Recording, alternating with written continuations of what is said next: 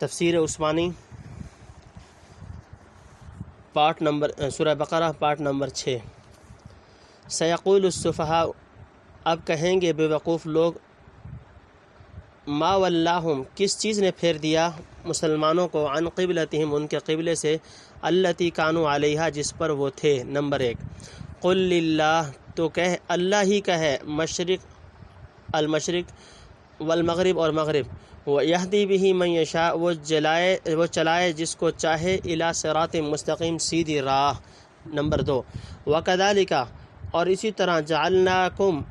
کیا ہم نے تم کو، امتاً وسطا، امت معتدل، لتکونوا شہداء، تاکہ ہو تم گواہ، علی الناس، لوگوں پر، ویکون الرسول، اور ہو رسول، علیکم، شہیدا، تم پر گواہی دینے والا۔ نمبر 3، وما جعلنا القبلۃ التی، اور نہیں مقرر کیا تھا ہم نے قبلہ، التی کنت علیہا، جس پر تو پہلے تھا، الا، مگر، لنعلم، اس واسطے کے معلوم کریں، من یتبع الرسول، کون تابع رہے گا رسول کا، ممن ینقلب علی عقبیہ، اور کون پھر جائے گا الٹے پاؤں۔ نمبر 4،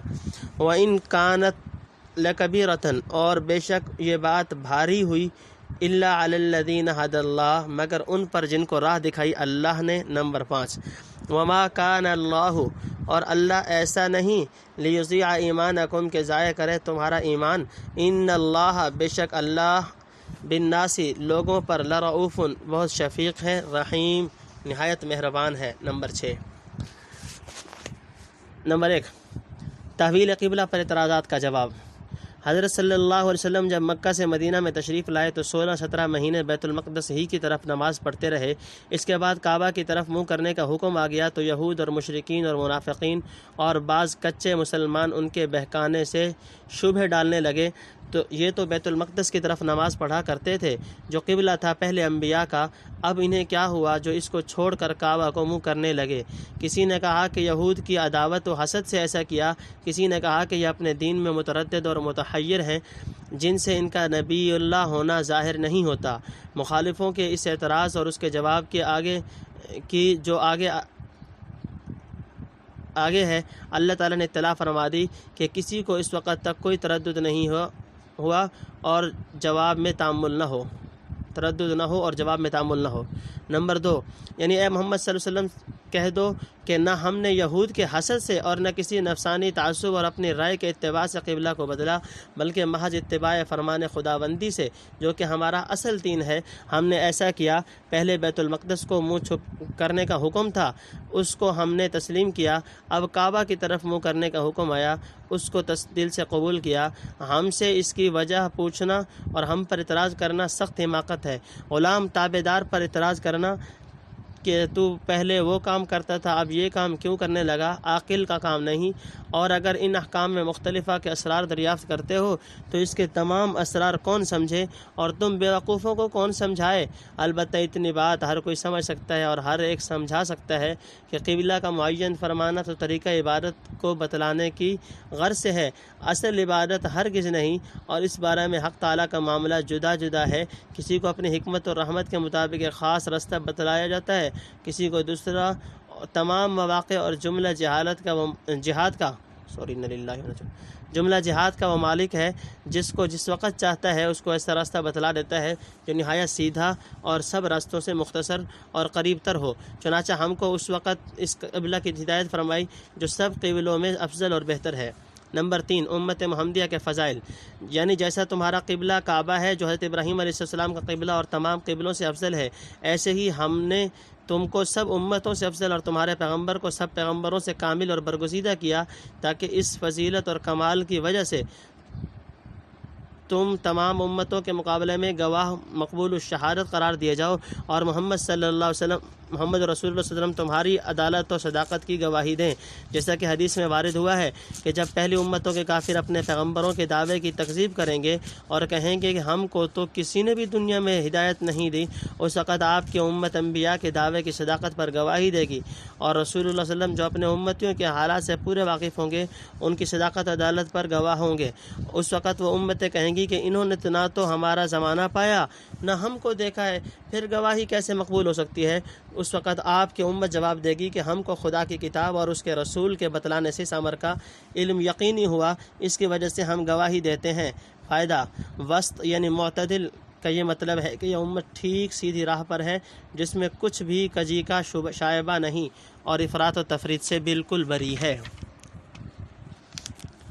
نمبر 4،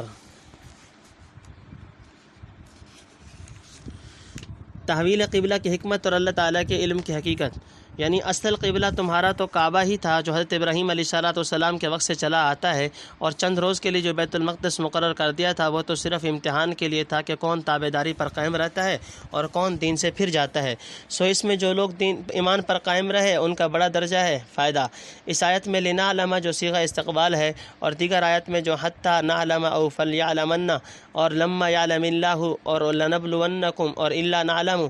الا لنعلم وغیرہ کلمات موجود ہیں، ان سب سے بظاہر یوں سمجھ میں آتا ہے کہ حق تعالیٰ کو نعوذ باللہ ان اشیاء کے علم بعد کو ہوا، ان سب چیزوں کے وجود سے پہلے علم نہ تھا، حالانکہ اس کا علم ہر چیز کے ساتھ قدیم ہے۔ کان اللہ بکل شیء علیما۔ علماء نے کئی طرح سے اس کا جواب دیا ہے۔ بعض نے علم سے متمیز اور جدا جدا کر دینا مراد لیا ہے، بعض نے امتحان کے معنی لیے، کسی نے علم کو بمعنی رویت لیا، کسی نے مستقبل کو بمعنی ماضی فرمایا، بعض نے حدوث علم کو نبی اور مومنین کی طرف رجوع کیا یا مخاطبین کی طرف لوٹایا، بعض اکابر محققین نے علم حالی اور بعد وجود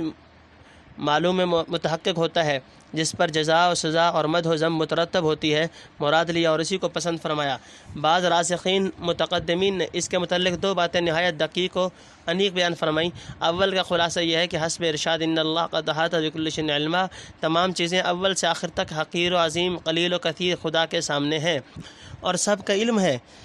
اس کو ایک ساتھ ہے، اس کے علم میں تقدم و تاخر ہرگز نہیں، مگر آپس میں ایک دوسرے کی بنسبت بے شک مقدم اور مؤخر گنی جاتی ہیں۔ سو علم خداوندی کے حساب سے تو سب کی سب بمنزلہ شے واحد موجود ہیں، اس لیے وہاں ماضی، حال، استقبال نکالنا بالکل غلط ہوگا۔ البتہ تقدم و تاخر باہمی کی وجہ سے یہ تینوں زمانے بالبداہت جدا جدا نکلیں گے۔ سو جناب باری کبھی تو حسب موقع و حکمت اپنے معلوم ہونے کے لحاظ سے کلام فرماتا ہے،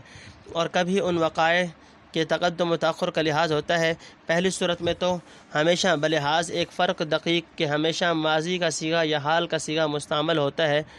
استقبال کا صیغہ مستعمل نہیں ہو سکتا۔ دوسری صورت میں ماضی اور حال کے موقع میں حال اور استقبال کی جگہ استقبال لایا جاتا ہے۔ سو جہاں کہیں وقائع آئندہ کو ماضی کے الفاظ سے بیان فرمایا ہے جیسا کہ ونادى اصحاب الجنت وغیرہ، تو وہاں اس کا لحاظ ہے کہ حق تعالیٰ کو سب مستحضر اور پیش نظر ہے، اور جہاں امور گزشتہ کو صیغہ استقبال سے بیان فرمایا جیسے کہ اسی آیت میں الا لنعلم ہے یا اس کے سوا، تو وہاں یہ مد نظر ہے کہ بنسبت اپنے ماقبل کے مستقبل ہے، علم الہی کے لحاظ سے استقبال نہیں جو اس کے علم میں حدوث کا وہم ہو۔ دوسری تحقیق کا خلاصہ یہ ہے کہ ہم کو اب علم اشیاء دو طریق سے حاصل ہوتی ہے، ایک تو بلا واسطہ، دوسرا بے واسطہ۔ مثلا آگ تو کبھی آنکھ سے مشاہدہ کرتے ہیں اور کبھی آگ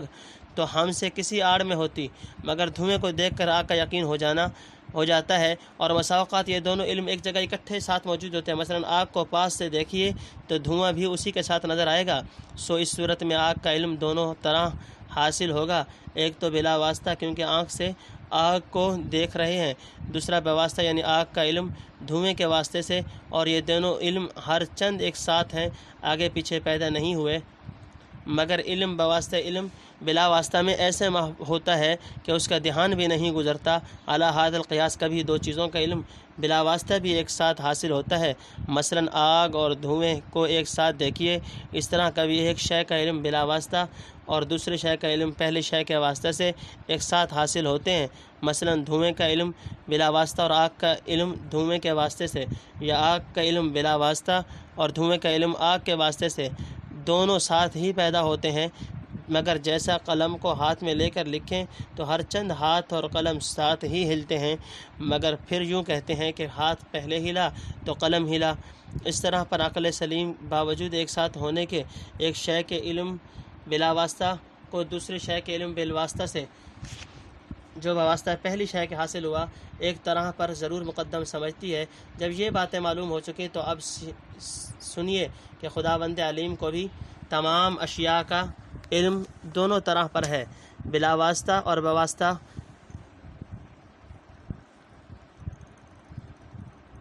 یک دیگر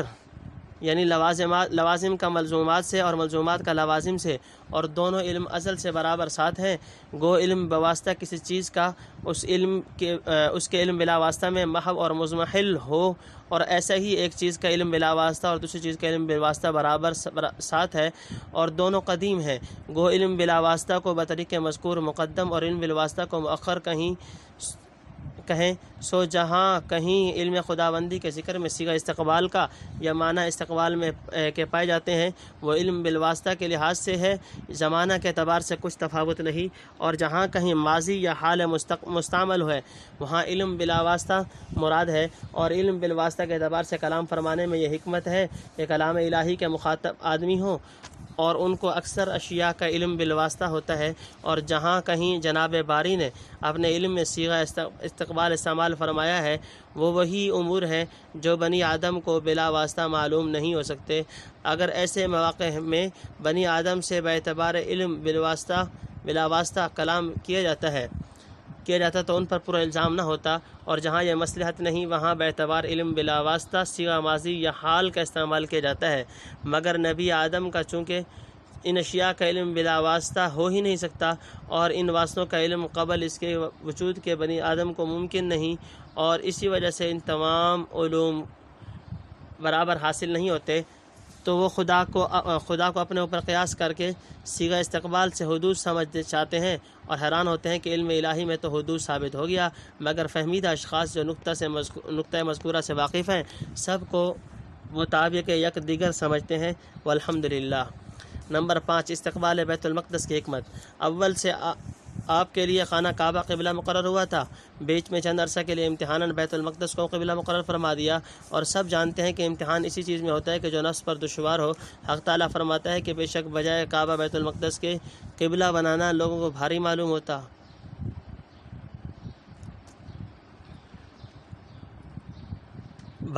ہوا، اور عام مسلمین کو تو اس وجہ سے کہ وہ عموماً عرب اور قریش تھے اور کعبہ کی افضلیت کے معتقد تھے، ان کو اپنے خیال اور رسم و عادت کے خلاف کرنا پڑا، اور خواص کے گھبرانے کی وجہ یہ تھی کہ ملت ابراہیمی کے خلاف تھا جس کی موافقت کے مامور تھے، اور اخص الخواص جن کو ذوق سلیم اور تمیز مراتب کی لیاقت عطا ہوئی تھی وہ کعبہ کی بعد بیت المقدس کی طرف متوجہ ہونے کو ترقی معکوس خیال کرتے تھے، مگر جن حضرات کو حکمت و اسرار تک رسائی تھی اور حقیقت کعبہ اور حقیقت بیت المقدس کو بنور فراست جدا جدا مع فرق مراتب سمجھتے تھے، وہ جانتے تھے کہ جناب رسول اللہ صلی اللہ علیہ وسلم تمام انبیاء کے کمالات کے جامع، اور آپ کی رسالت جملہ عالم اور تمام امتوں کے لیے شامل ہے، اس لیے ضرور ہے کہ استقبال بیت المقدس کی بھی نوبت آئے۔ یہی وجہ ہے کہ شب معراج میں تمام انبیاء سابقین سے ملاقات بھی ہوئی، اور اس کے بعد استقبال بیت المقدس کا حکم بھی ہوا، واللہ عالم۔ نمبر 6، یہود نے کہا کہ کعبہ قبلہ اصلی ہے، تو اتنی مدت کی نماز جو بیت المقدس کی طرف پڑھی تھی ضائع ہوئی۔ بعض مسلمانوں کو شبہ ہوا کہ بیت المقدس جب قبلہ اصلی نہ تھا تو جو مسلمان اس حالت میں مر گئے ان کے ثواب میں نقصان رہا یا باقی زندہ رہنے والے تو آئندہ کو مکافات اور اس کا تدارک کر لیں گے۔ اس پر آیت نازل ہوئی کہ جب تم نے بیت المقدس کی طرف نماز محض مقتضی ایمانی اور اطاعت حکم خداوندی کے سبب پڑھی تو تمہارے اجر و ثواب میں کسی طرح کا نقصان نہ ڈالا جائے گا۔ قد نرا تقلب وجهك فی السماء، قد نرا بے شک ہم دیکھتے ہیں، تقلب وجهك بار بار اٹھنا تیرے منہ کا، فی السماء آسمان کی طرف، فلنولینک سو البتہ پھیریں گے ہم تجھ کو، قبلۃ ترضاها جس قبلے کی طرف تو راضی ہے۔ نمبر 1، فولی وجهك اب پھیر منہ اپنا، شطر المسجد الحرام مسجد حرام کی طرف۔ نمبر 2، وحیثما کنتم اور جس جگہ تم ہوا کرو، فولوا وجوہکم شطرہ پھیرو منہ اسی کی طرف۔ نمبر 3، وَإِنَّ الَّذِينَ اور جن لوگوں کو اوت الکتابہ ملی ہے کتاب، لَيَعْلَمُونَ البتہ جانتے ہیں، أَنَّهُ الْحَقُّ کہ یہی حق ہے، من ربہم اپنے رب کی طرف سے، وَمَا اللَّهُ بِغَافِلٍ اور اللہ بے خبر نہیں ہے، عَمَّا يَعْمَلُونَ جو ان کاموں سے جو وہ کرتے ہیں۔ نمبر 4، وَلَئِنْ أَتَيْتَ الَّذِينَ اور اگر تو لائے الذین اوت الکتاب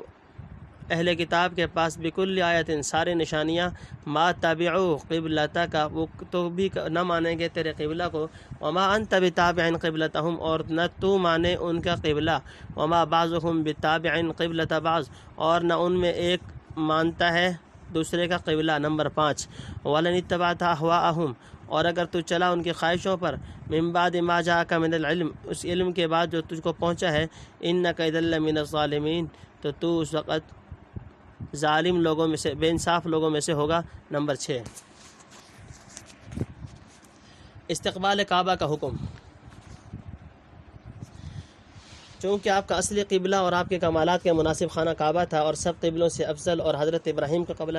بھی وہی تھا، ادھر یہود طعن کرتے تھے کہ یہ نبی ہماری شریعت میں ہمارے مخالف اور ملت ابراہیمی کے موافق ہمارا قبلہ کیوں اختیار کرتے ہیں؟ ان وجوہ سے جس زمانہ میں آپ بیت المقدس کی طرف نماز پڑھتے تھے تو دل یہی چاہتا تھا کہ کعبہ کی طرف منہ کرنے کا حکم آ جائے، اور اس شوق میں آسمان کی طرف منہ اٹھا کر ہر وقت کو دیکھتے رہتے، شاید فرشتہ حکم لاتا ہو۔ اس پر یہ آخری آیت اتری اور استقبال کعبہ کا حکم آیا۔ نمبر 2 یعنی کعبہ کی طرف، اور اس کو مسجد حرام اس لیے کہتے ہیں کہ وہاں مقاتلہ کرنا اور شکار کرنا جانوروں کا اور درخت اور گھاس وغیرہ کاٹنا وغیرہ امور حرام ہے، اور کسی مسجد کی اتنی حرمت و عزت نہیں جس قدر مسجد الحرام کی حرمت ہے۔ جب تحویل قبلہ کا یہ حکم نازل ہوا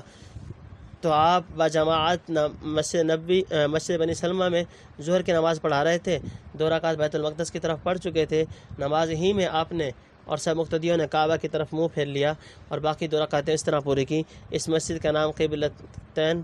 اور ذوالقبلتین ہو گیا، یعنی 2 قبلہ والی۔ نمبر 3 یعنی حضر میں یا سفر میں، مدینہ میں یا دوسرے شہر میں، جنگل میں یا دریا میں یا خود بیت المقدس میں، جہاں کہیں ہو کعبہ کی طرف منہ کر کے نماز پڑھو۔ نمبر 4 تورات میں 2 قبلوں کا ذکر تھا، یعنی اہل کتاب جو تحویل قبلہ کی نسبت اعتراض کریں اس کی ہرگز پرواہ نہ کرنا، کیونکہ ان کو کتاب سے معلوم ہے کہ پیغمبر آخر الزمان بیت المقدس کی طرف کچھ دنوں نماز پڑھیں گے اور آخر کو کعبہ کی طرف پڑھیں گے، اور یہ بھی ان کو معلوم ہے کہ اصلی اور دائمی قبلہ ان کا ملت ابراہیمی کے موافق ہوگا، اس لیے اس تحویل قبلہ کو وہ بھی حق سمجھتے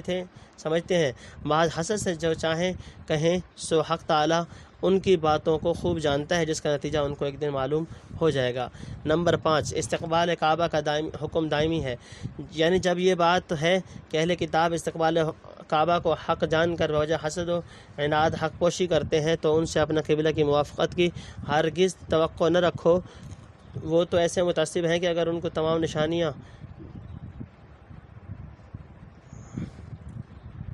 جو ممکن الوقوع ہیں دکھلا دو گے تب بھی جب بھی تمہارا قبلہ کو نہ مانیں گے۔ وہ تو اس ہوس میں ہیں کہ کسی طرح تم کو اپنا تابع بنوا لیں، اس وجہ سے کہا کرتے ہیں کہ ہمارے قبلہ پر قائم رہتے تو ہم بھی سمجھتے کہ تم نبی موعود ہو کہ شاید پھر ہمارے قبلہ کی طرف رجوع کر لیں۔ سو یہ ان کا خیال باطل اور تمہیں خام ہے، تم کسی وقت میں بھی ان کے قبلہ کا اتباع نہیں کر سکتے۔ اب استقبال کعبہ کا حکم قیامت تک منسوخ نہیں ہو سکتا۔ دوسروں کے تابع بنانے کا ارادہ تو بعد میں کریں، پہلے اہل کتاب کو تو آپس میں دوبارہ امر قبلہ موافق ہو جائیں۔ یہود کا قبلہ صخرہ بیت المقدس ہے اور نصارہ قبلہ بیت المقدس کی شرقی جانب ہے، جہاں حضرت عیسیٰ علیہ السلام کا نفخ روح ہوا تھا۔ جب وہ ہی باہم موافق نہیں ہو سکتے پھر مسلمانوں سے اس متابعت نقیضین کی توقع کرنی محض حماقت ہے۔ نمبر 6 یعنی ان دلائل سے قطع نظر کر کے کہ تھوڑی دیر کے لیے اگر مان بھی لیا جائے کہ آپ نعوذ باللہ اہل کتاب کے لیے قبلہ کے مطابقت نزول وحی اور علم یقین کے خلاف کر بھی لیں تو اس تقدیر محال پر بے شک آپ بھی بے انصافوں میں شمار ہوں گے، اور نبی سے یامر شنی کسی طرح ممکن نہیں۔ تو معلوم ہو گیا کہ قبلہ اہل کتاب کی مطابقت آپ سے ہرگز ممکن نہیں کہ سراسر علم کے خلاف، یعنی جہل اور گمراہی ہے۔ الذین آتیناہم الکتاب جن کو ہم نے دی ہے کتاب، یعرفونہ پہچانتے ہیں اس کو، کما یعرفون جیسے پہچانتے ہیں ابناءہم اپنے بیٹوں کو۔ وَإِنَّ فَرِيقًا مِّنْهُمْ اور بے شک ایک فرقہ ان میں سے، لَيَكْتُمُونَ الْحَقَّ البتہ چھپاتے ہیں حق کو، وَهُمْ يَعْلَمُونَ اور وہ جان کر۔ الحق من ربک حق وہی ہے جو تیرا رب کا ہے، فلا تکونن من الممترین پھر تو نہ ہو شک کرنے والا۔ نمبر 1 وَلِكُلٍّ وِجْهَةٌ اور ہر کسی کے واسطے ایک جانب ہے یعنی قبلہ ہے، وہ مولیہا وہ منہ کرتا ہے اس طرف، فاستبقوا الخیرات تو تم سبقت کرو نیکیوں میں، اینما تکونوا جہاں کہیں تم ہوگے، یأتی بکم اللہ جمیعا لائے گا تم کو اللہ اکٹھا،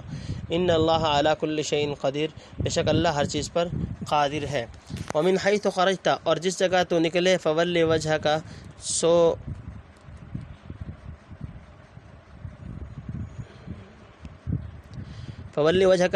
ومن حیث خرجت فولی وجہک اور جس جگہ سے تو نکلے، فولی وجہک سو منہ کر اپنا شطر المسجد الحرام مسجد حرام کی طرف، وانہ للحق من ربک بے شک یہی حق ہے تیرے رب کی طرف سے، وما اللہ بغافل اللہ بے خبر نہیں ہے، عما تعملون تمہارے کاموں سے۔ ومن حیث خرجت اور جہاں سے تو نکلے، فولی وجہک اور پھیر اپنے چہرے کو شطر المسجد الحرام مسجد حرام کی طرف، وحیث ما کنتم اور جس جگہ پر بھی تم ہو۔ تشریح نمبر 1، اہل کتاب کو حضور صلی اللہ علیہ وسلم کے نبی ہونے کا یقین تھا، یعنی اگر تم کو یہ خیال ہو کہ کاش کعبہ کا مسلمانوں کے لیے قبلہ ہونا اہل کتاب بھی کسی طرح تسلیم کر لیں اور دوسرے لوگوں کو شبہ میں ڈالتے نہ پھریں تو میرے نبی موعود ہونے میں خلجان باقی نہ رہے، تو جان لو کہ اہل کتاب کو تمہارے بہت پورا علم ہے، آپ کے نسب و قبیلہ، مولد و مسکن، صورت و شکل و اوصاف احوال سب کو جانتے ہیں، جس کی وجہ سے ان کو آپ کا علم اور آپ کے نبی موعود ہونے کا ایسا یقین ہے جیسے بہت سے لڑکوں میں اپنے بیٹے کو بلا تأمل و تردد پہچانتے ہیں، مگر اس امر کو بعض تو ظاہر کرتے ہیں اور بعض دیدہ دانستہ میں امر حق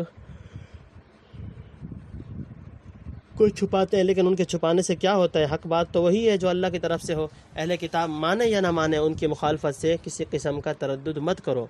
نمبر 2، ہر امت کا ایک قبلہ ہے، یعنی اللہ تعالیٰ نے ہر امت کے لیے ایک ایک قبلہ کا حکم فرمایا جس طرف بوقت عبادت اپنا منہ کیا کریں، یا ہر ایک قوم مسلمان کعبہ سے جدا جدا سمت میں واقع ہے، کوئی مشرق میں کوئی مغرب میں، سو اس میں جھگڑا فضول اور اپنے قبلہ یا اپنی سمت پر ضد کرنا عبث ہے۔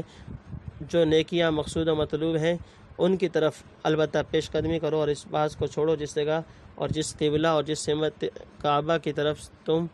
ہوگے، تم سب کو اللہ میدان میں حشر میں اور تمہاری نمازیں ایسی سمجھی جائیں گی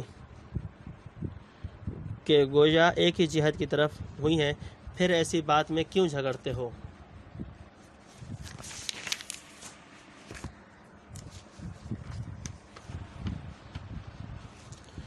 کنتم فولوا وجوہکم شطرہ تم ہوا کرو منہ اسی کی طرف۔ نمبر 1، لئلا یکون للناس علیکم حجہ لئلا یکون تاکہ نہ رہے للناس لوگوں کا علیکم حجہ تم سے جھگڑے کا موقع، الا الذین ظلموا مگر جو لوگ ان میں سے بے انصاف ہیں، فلا تخشونہم تو ان سے مت ڈرو، واخشونی اور مجھ سے ڈرو، ولأتم نعمتی اور اس واسطے کہ میں کامل کروں تم پر اپنا فضل، علیکم ولعلکم اور تاکہ تم تہتدون پاؤ راہ سیدھی، کما ارسلنا جیسا کہ بھیجا ہم نے فیکم تم میں رسول منکم تم ہی کا ہے، یتلو علیکم جو پڑھتا ہے تمہارے آگے آیاتنا ہماری آیتیں، ویزکیکم اور پاک کرتا ہے تم کو، ویعلمکم الکتاب اور سکھاتا ہے تم کو کتاب، والحکمہ اور اس کے اسرار، ویعلمکم اور سکھاتا ہے تم کو ما لم تکونوا تعلمون جو تم نہ جانتے تھے۔ نمبر 4، فاذکرونی اذکرکم سو تم یاد رکھو مجھ کو میں یاد رکھوں گا تم کو، واشکرولی اور احسان مانو میرا، ولا تکفرونی اور ناشکری مت کرو۔ نمبر 5، یا ایھا الذین آمنو اے مسلمانوں، استعینوا مدد لو بالصبر والصلاۃ صبر اور نماز سے، ان اللہ مع الصابرین بے شک اللہ صبر کرنے والوں کے ساتھ ہے۔ نمبر 6، ولا تقولوا اور نہ کہو لمن یقتل جو قتل ہو جائے فی سبیل خدا کے راہ میں۔ نمبر 1، تحویل قبلہ کے حکم میں تکرار کی وجہ تحویل قبلہ کا حکم مکرر سے کر دیا، تو اس واسطے بیان فرمایا کہ اس کے علت متعدد تھیں، تو ہر علت کو بتلانے کے لیے اس حکم کا اعادہ فرمایا۔ قد نرا تقلب وجہک الی آخری سے معلوم ہوا کہ اپنے رسول کی رضا جوئی اور اظہار تکریم کے لیے اللہ تعالیٰ نے ایسا کیا، اور لکل امت وجہۃ ہوا مولیھا سے معلوم ہوا کہ عادت اللہ یہی ہے کہ ہر ملت اور ہر ایک رسول صاحب شریعت مستقل کے لیے اس کے مناسب ایک قبلہ مقرر ہونا چاہیے، اور لئلا یکون للناس علیکم حجۃ سے معلوم ہوا کہ حکم مذکور کی علت یہ ہے کہ مخالف کا الزام عائد نہ ہو سکے، یا اس تکرار کی وجہ ہے کہ اول تو قبلہ قابل اہتمام اور دوسرا احکام الہیہ میں نسخ ہونا بے وقوفوں کی سمجھ سے باہر، پھر تحویل قبلہ اول نسخ ہے جو شریعت محمدی میں ظاہر ہے، اس لیے اس کی تاکید در تاکید عین حکمت و بلاغت ہے، یا یہ وجہ ہے کہ اول آیت میں تعمیم احوال ہے اور دوسری آیت میں تعمیم امکنہ ہے اور تیسری میں تعمیم ازمنہ ہے۔ نمبر 2، تحویل قبلہ حکم ضروری تھا، یعنی کعبہ کو منہ کرنے کا حکم اس واسطے ہوا کہ تورات میں مذکور ہے کہ حضرت ابراہیم علیہ السلام کا قبلہ خانہ کعبہ ہے، اور نبی آخر الزمان کو بھی اسی طرف منہ پھیرنے کا حکم ہو جائے گا۔ تو آپ کو تحویل الکعبہ کا حکم نہ ہوتا تو یہود ضرور الزام لگاتے۔ ادھر مشرکین مکہ یہ کہتے کہ حضرت ابراہیم کا قبلہ تو کعبہ تھا، یہ نبی ملت ابراہیمی کا دعویٰ کر کے پھر اپنے قبلے میں خلاف کیوں کرتے ہیں؟ تو اب دونوں کو حجت کرنے کا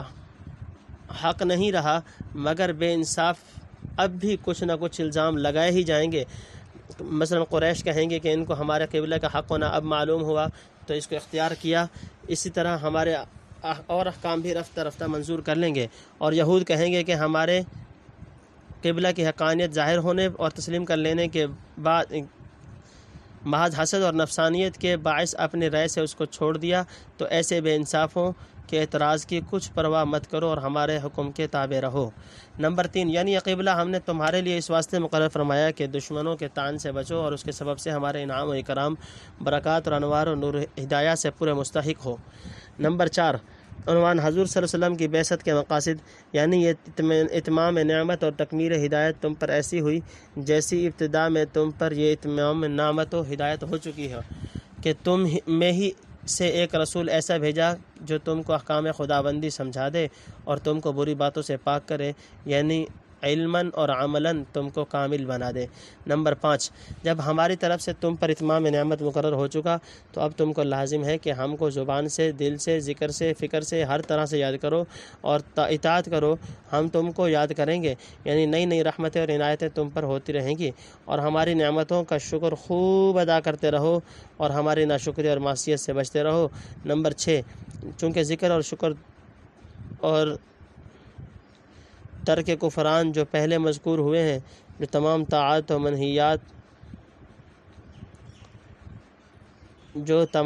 و منہیات شریعہ کو محیط ہیں، جن کا انجام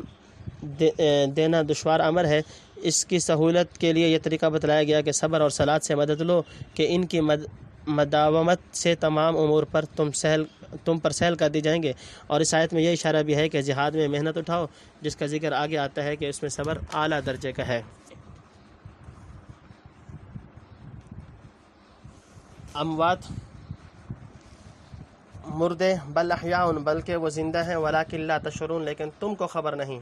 نمبر 1، وَلَنَبْلُوَنَّكُمْ، اور البتہ ہم آزمائیں گے، بِشَيْءٍ مِّنَ الْخَوْفِ، تم کو تھوڑے سے ڈر سے، والجوع، اور بھوک سے، ونقص، اور نقصان سے، من الاموال، مالوں کے، والانفس، اور جانوں کے، والثمرات، اور میووں کے۔ نمبر 2، وبشر الصابرین، اور خوشخبری دے ان صبر کرنے والوں کو، الذین اذا اصابتہم، وہ لوگ کہ جب پہنچے ان کو مصیبت، کچھ مصیبت، قالو، تو کہیں، انا للہ، ہم تو اللہ ہی کا مال ہیں، وانا الیہ، اور ہم اسی کی طرف راجعون، لوٹ کر جانے والے ہیں۔ اولئک علیہم صلوات، ایسے ہی لوگوں پر عنایتیں ہیں، من ربہم، اپنے رب کی، ورحمہ، اور مہربانی ہے، اولئک ہم المہتدون، اور وہی ہیں سیدھی راہ پر۔ نمبر 3، ان الصفا، بے شک صفا، والمروہ، اور مروہ، من شعائر اللہ، نشانیوں میں سے ہیں اللہ کی۔ نمبر 4، فمن حج البیت، جو کوئی حج کرے بیت اللہ کا، اوی تمرہ، یا عمرہ، فلا جناح علیہ، تو کچھ گناہ نہیں اس کو، ان یطوف بہما، کہ طواف کرے ان دونوں میں، ومن تطوع خیرا، اور جو کوئی اپنی خوشی سے کرے کچھ نیکی، فإن اللہ شاکر علیم، تو اللہ قدردان ہے، سب کچھ جاننے والا ہے۔ ان الذین یکتمون، بے شک جو لوگ چھپاتے ہیں، ما، جو کچھ۔ تفسیر۔ نمبر 1، حیات شہداء، یعنی جس نے اللہ کے لیے جان دی وہ اس جہان میں جیتے ہیں، مگر تم کو ان کی زندگی کی خبر اور اس کی کیفیت معلوم نہیں، یہ سب صبر کا نتیجہ ہے۔ نمبر 2، صبر کی اہمیت اور فضائل۔ پہلے تو ان کا ذکر تھا جنہوں نے صبر کا اعلیٰ مرتبہ حاصل کیا، یعنی شہداء۔ اب فرماتے ہیں تمہارا علی العموم تھوڑی تھوڑی تکلیف اور مصیبت میں وقتاً فوقتاً امتحان لیا جاتا ہے، اور تمہارے صبر کو دیکھا جائے گا۔ صابرین میں داخل ہونا کچھ سہل نہیں، اس واسطے پہلے سے متنبہ فرما دیا۔ نمبر 3، یعنی جن لوگوں نے ان مصائب پر صبر کیا اور کفران نعمت نہ کیا بلکہ ان مصائب کو وسیلہ ذکر و شکر بنایا تو ان کو اے پیغمبر ہماری طرف سے بشارت سنا دو۔ نمبر 4، صفا اور مروہ شعائر ہے۔ پہلے ذکر تھا تحویل الکعبہ اور کعبہ کے سب قبلوں سے افضل ہونے کا، اب اس کے محل ادائے حج و عمرہ ہونے کو بیان فرماتے ہیں تاکہ وَلِأُتِمَّ نِعْمَتِي علیکم کی تصدیق اور تکمیل خوب ہو جائے، یا یوں کہیے کہ اس سے پہلے صبر کی فضیلت مذکور تھی، اب یہ فرمایا گیا کہ دیکھو صفا مروہ جو شعائر اللہ میں داخل ہوئیں ان میں سعی کرنا حج و عمرہ میں ضروری ہو، اور اس کی وجہ یہی تو ہے کہ یہ فعل صابرین یعنی حضرت ہاجرہ اور ان کے صاحبزادہ اسماعیل علیہ السلام کے آثار میں سے ہے۔ حدیث و تفسیر اور تاریخ میں یہ قصہ مصرح مشہور ہے جس کے دیکھنے سے ان اللہ مع الصابرین کی تصدیق ہو جاتی ہے۔ نمبر 5، صفا اور مروہ دو پہاڑیاں ہیں۔ مکہ میں اہل عرب حضرت ابراہیم علیہ السلام کے وقت سے ہمیشہ حج کرتے رہے، اور حج کرتے تو ان دو پہاڑوں کا بھی طواف کرتے۔ کفر کے زمانے میں ان دو پہاڑوں پر کفار نے دو بت رکھے تھے، ان کی تعظیم کرتے تھے اور سمجھتے تھے کہ یہ طواف ان دو بتوں کی تعظیم کے لیے ہے۔ جب لوگ مسلمان ہوئے اور بت پرستی سے تائب ہوئے تو خیال ہوا کہ صفا اور مروہ کا طواف تو ان بتوں کی تعظیم کے لیے تھا۔ جب بتوں کی تعظیم حرام ہوئی تو صفا اور مروہ کا طواف بھی ممنوع ہونا چاہیے۔ یہ ان کو معلوم نہ تھا کہ صفا اور مروہ کا طواف تو اصل میں حج کے لیے تھا۔ کفار نے اپنی جہالت سے بت رکھ چھوڑے تھے، وہ دور ہو گئے، اور انصار مدینہ چونکہ کفر کے زمانے میں بھی صفا اور مروہ کے طواف کو برا جانتے تھے تو اسلام کے بعد بھی ان کو اس طواف میں خلجان ہوا، اور آپ سے عرض کیا کہ ہم پہلے سے اس کو مذموم جانتے ہیں۔ اس پر یہ آیت نازل ہوئی اور فریق اول اور ثانی دونوں کو بتلا دیا گیا کہ صفا اور مروہ کے طواف میں کوئی گناہ اور خرابی نہیں، یہ تو اصل سے اللہ کی نشانیاں ہیں، ان کا طواف کرنا چاہیے۔ انزلنا من البینات، ہم نے اتارا صاف حکم، والہدی اور ہدایت کی باتیں، من بعد ما بیناہ للناس فی الکتاب، بعد اس کے کہ ہم ان کو کھول چکے لوگوں کے واسطے کتاب میں۔ نمبر 1، اولئک یلعنہم اللہ، ان پر لعنت کرتا ہے اللہ، ویلعنہم اللاعنون، اور لعنت کرتے ہیں ان پر لعنت کرنے والے۔ نمبر 2، الا الذین تابوا، مگر وہ جنہوں نے توبہ کی، واصلحوا اور درست کیا اپنے کام کو، وبینوا اور بیان کر دیا حق بات کو، فاولئک اتوب علیہم، تو ان کو معاف کرتا ہوں۔ نمبر 3، وانا التواب الرحیم، اور میں ہوں بڑا معاف کرنے والا نہایت مہربان۔ ان الذین